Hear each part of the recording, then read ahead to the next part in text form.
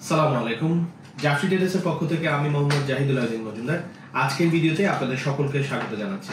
আজকে আমরা কথা বলবো আর্ক ওয়েল্ডিং বিষয় নিয়ে।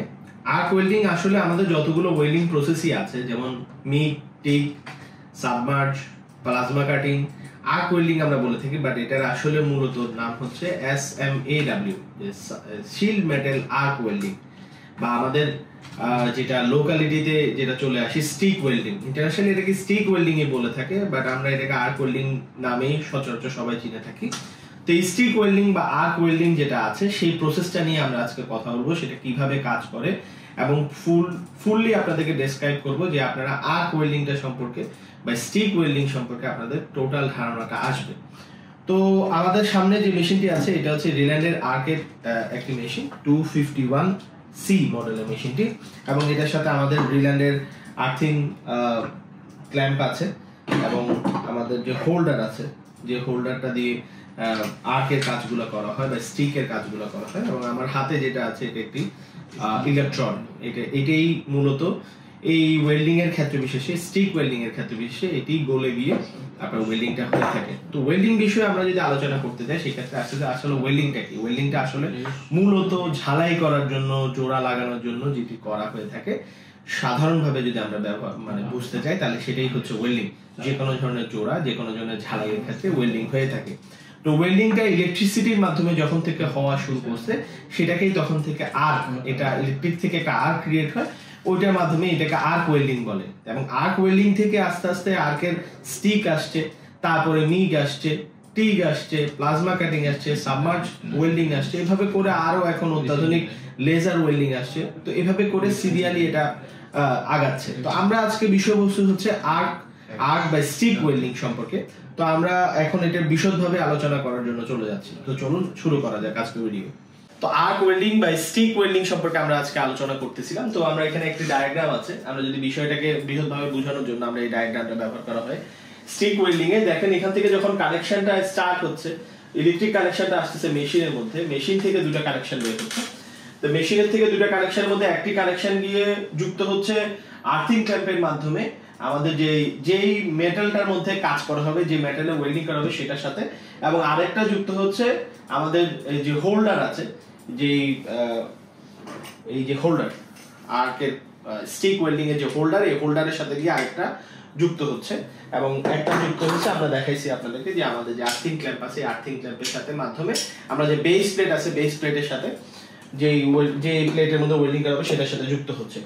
এই হোল্ডারটার সাথে আবার যুক্ত হচ্ছে আমাদের যেই ইলেকট্রোড যেটা থাকবে, এই ইলেকট্রোডটা এই হোল্ডারের মধ্যে যুক্ত হচ্ছে। এই হোল্ডারটার মধ্যে যুক্ত হওয়ার পরে তারপরে এই ওয়েল্ডিংটা স্টার্ট হচ্ছে। ওয়েল্ডিংটা যখনই বেস প্লেটের মধ্যে দেওয়া হচ্ছে তখনই ওয়েল্ডিংটা হচ্ছে।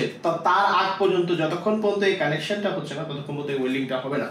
মূলত কেন হবে না তার কারণটা হচ্ছে যে এখানের মধ্যে যে সার্কিটটা ক্রিয়েট হয়, এখান থেকে একটা পুরোপুরি একটা ইলেকট্রিক সার্কিট ক্রিয়েট হয়। এখান মেশিন থেকে একটা আর্ক বের হয়ে গিয়ে এই হোল্ডারের মাধ্যমে বেস প্লেটের সাথে ওয়েল্ডিংটা হচ্ছে, এবং বেস প্লেট থেকে এই যে আর্কটা এটা আবার আর্থিং ক্ল্যাম্পের মাধ্যমে মেশিনে ফিরে আসছে। তো এটা পুরো একটা সার্কিট ক্রিয়েট হলে ওয়েল্ডিংটা হয় মূলত। তো এই যে আর্থিং হোল্ডারের মাধ্যমে আমরা যে ওয়েল্ডিংটা করতেছি, তো ওয়েল্ডিংটা করার সময় দেখা যাচ্ছে যে আমরা যখনই বেস প্লেটের মধ্যে সংযোগে আসছে তখনই ওয়েল্ডিংটা হচ্ছে। পুরো ব্যাপারটাই এটাই।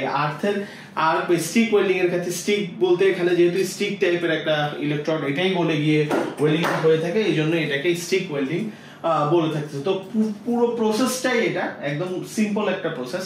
আর্ক বা স্টিক ওয়েল্ডিংটা আমাদের দেশের সবচেয়ে প্রচলিত, শুধু আমাদের দেশে না, বিশ্বের সবখানে সবচেয়ে প্রচলিত এবং সবচেয়ে পুরনো একটা ওয়েল্ডিং প্রসেস।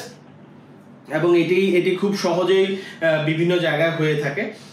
তো এটার প্রসেসটা এটা শেষ হলো। তারপরে আমরা যদি আরেকটা স্লাইড দেখি, তো এখানে যদি আমরা আরেকটু ভালো করে দেখি আর্কের ফুল প্রসেসটা কোথা থেকে যাচ্ছে। যে আমরা বলেছিলাম আর্থিং ক্ল্যাম্প, এই যে আর্থিং ক্ল্যাম্পের বেস প্লেটের সাথে যেখানে ওয়েল্ডিংটা করা হবে সেই ওয়েল্ডিং এর প্লেটটার মধ্যে আর্থিং ক্ল্যাম্পটা লাগানো হচ্ছে, এবং এখান থেকে যে ইলেকট্রোডটা যাচ্ছে আমাদের ক্ল্যাম্পের মাধ্যমে, হোল্ডারের মাধ্যমে, হোল্ডারের মাধ্যমে ইলেকট্রোডটা আমাদের সংযোগ হচ্ছে এই যে প্লেটের মধ্যে। এবং প্লেটের মধ্যে সংযোগ হওয়ার পরে দেখেন এখান থেকেই শুরু হচ্ছে সেই ওয়েল্ডিং প্রসেসটা। এবং ওয়েল্ডিং এর ক্ষেত্রে বিশেষে আমরা দেখতে পাচ্ছি যে এইখানে গলে গিয়ে আমাদের যে ইলেকট্রোড আছে ইলেকট্রোডটা গলে গিয়ে এখানে ওয়েল্ডিংটা সংঘটিত হচ্ছে। তো এখানে একটা বিষয় সেটা হচ্ছে যে আর্ক ওয়েল্ডিং বা সবগুলো ওয়েল্ডিং এর ক্ষেত্রে আমরা দেখা গেছে যে বিভিন্ন জায়গায় বিভিন্ন পরিস্থিতিতে ঘরের বাহিরে ঘরের ভিতরে এবং মানে বিভিন্ন অ্যাটমসফিয়ারে গিয়ে কাজটা করতে হয়। তো অ্যাটমসফিয়ারের কারণে বাতাসে জলীয় বাষ্প থাকতে পারে, বাতাসে অনেক ধরনের গ্যাস থাকতে পারে, অনেক ধরনের ধুলাবালি থাকতে পারে, যে জিনিসটা আমাদের ওয়েল্ডিংটাকে প্রবলেম ক্রিয়েট করতে পারে। এই ওয়েল্ডিং এর মধ্যে ওয়েল্ডিং কোয়ালিটির মধ্যে একটা সমস্যা সংঘটিত হতে পারে। এই জন্য এখানে একটা গ্যাস ব্যবহার করা হয়। আর্কের ক্ষেত্রে বিশেষ গ্যাসটা ব্যবহার হয়, কিন্তু এই গ্যাসটা থাকে মূলত আর্কের উপরে বা আমাদের যে ইলেকট্রোড আছে ইলেকট্রোডের উপরে দেখবেন একটা প্রলেপ আছে। আপনারা যদি ইলেকট্রোডটা দেখেন তাহলে এই ইলেকট্রোডের উপরে একটা প্রলেপ থাকে। এই প্রলেপটাই যখন বেস প্লেটের সাথে সংযোগ স্থাপন হয় আর্কের, তখনই এই প্রলেপটা গলে গিয়ে এখান থেকে একটা গ্যাস ক্রিয়েট হয়, যে গ্যাসটাই এটাকে বলা হচ্ছে শিল্ডিং গ্যাস। তো এই কারণে এটাকে SMAW বলা হয়, শিল্ডিং মেটাল আর্ক ওয়েল্ডিং। তো এই শিল্ডিং গ্যাসটা যখন পুড়ে গিয়ে যে গ্যাসটা ক্রিয়েট হয়, গ্যাসের কারণে এই ওয়ার্কিং প্লেসটার মধ্যে যেখানের মধ্যে ওয়েল্ডিংটা আছে ওইখানের মধ্যে একটা নির্দিষ্ট একটা অ্যাটমসফিয়ার বজায় রাখা হয়। এবং এই অ্যাটমসফিয়ার বজায় রাখার কারণে এই উপরের যে ফ্লাক্সটা বা আমরা এই উপরের যে কোটিং যেটা আছে সেটাকে আমরা ফ্লাক্স বলে থাকি, এই ফ্লাক্সটা গলে গিয়ে এখানের মধ্যে একটা অ্যাটমসফিয়ার ক্রিয়েট হয়, এটাকে শিল্ডিং অ্যাটমসফিয়ার বলতেছে। এবং এই অংশটা গলে গিয়ে এখানের মধ্যে প্রতিনিয়তই ওয়েল্ডিংটা হয়ে থাকে। এবং আপনি যদি এমএস রড ব্যবহার করেন, এমএস রডের এমএসটা এখানের মধ্যে যুক্ত হতে থাকে। তো এই হচ্ছে আর্কের যে প্রসেসটা, আমরা স্টিক ওয়েল্ডিং এর যে প্রসেসটা সেটা দেখলাম। এরপর আসতেছে হোল্ডার। আমাদের যে বিভিন্ন টাইপের হোল্ডার গুলো আছে, আমাদের কাছে রিল্যান্ডেরও অরিজিনাল হোল্ডার গুলো আছে, রিল্যান্ড কোম্পানির অরিজিনাল হোল্ডার গুলো এই আর্থে ওয়েল্ডিং করার জন্য, স্টিক ওয়েল্ডিং এর জন্য, এই স্টিক ওয়েল্ডিং এর জন্য ব্যবহৃত এই হোল্ডার গুলো আছে।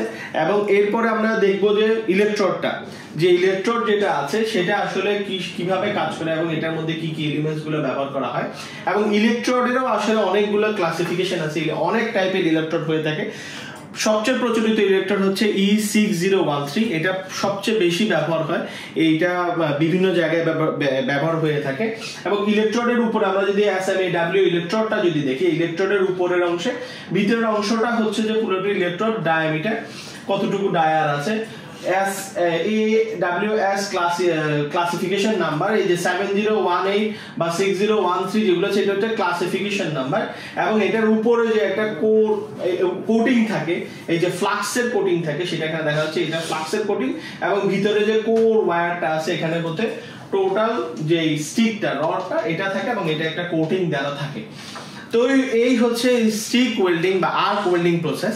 আর্ক ওয়েল্ডিং প্রসেসে আমরা যদি সংক্ষেপে বলে থাকি, মেশিন থেকে একটা আর্ক বের হয়ে থাকে, মেশিনের মধ্যে হোল্ডারের মাধ্যমে ইলেকট্রোডের হয়ে একটা আর্ক যায় ওই বেস প্লেটের মধ্যে, বেস প্লেটের সংযোগ হওয়ার সাথে সাথে এটার মধ্যে আর্ক ক্রিয়েট হয়। এটার যে স্টিকটা আছে স্টিকের উপরে কোটিংটা গলে গিয়ে ওখানে একটা শিল্ডিং গ্যাস ক্রিয়েট করে এবং ভিতরের অংশের যে ওয়্যারটা আছে বা রডটা আছে সেটা গলে গিয়ে বেস প্লেটের মধ্যে বা মূল যেই ওখানে আপনি ওয়েল্ডিং করছেন ওখানের মধ্যে গলে গিয়ে জমাট হয় বা ঝালাই হয়ে থাকে।